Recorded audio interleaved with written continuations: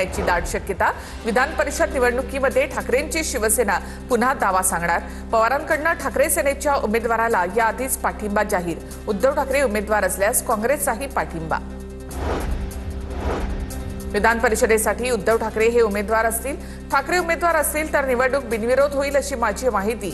विधान परिषदेच्या निवडणुकीवर संजय राऊतांची प्रतिक्रिया। संजय राऊतांचे लोक ऐकत नाहीत। दररोज सकाळी 9 वाजता येऊन त्यांना बोलावं लागतं। बोलणं त्यांचं काम आहे। त्यांना फार सिरियसली घेऊ नका, ते मनोरंजन करतात। बावनकुळे यांची प्रतिक्रिया। काँग्रेस प्रदेशाध्यक्ष हर्षवर्धन सपकाळ दिल्लीमध्ये विधान परिषद निवडणुकीच्या अनुषंगाने सपकाळ वरिष्ठांशी चर्चा करणार असल्याची सूत्रांची माहिती। विधान परिषदेची जागा काँग्रेसला मिळावी सपकाळ आग्रह धरणार असल्याची सूत्रांची माहिती। विधान परिषदेची निवडणूक जाहीर होताच भाजपमध्ये इच्छुकांची धावाधाव। भाजपमध्ये विधान परिषदेसाठी 100हून अधिक इच्छुकांची आमदारकी मिळवण्यासाठी आतापासूनच लॉबिंग सुरू।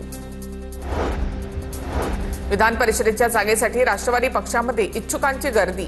राष्ट्रवादीच्या वाट्याला विधान परिषदेची 1 जागा येण्याची शक्यता। राष्ट्रवादीमध्ये 50हून अधिक जण विधान परिषदेसाठी इच्छुक।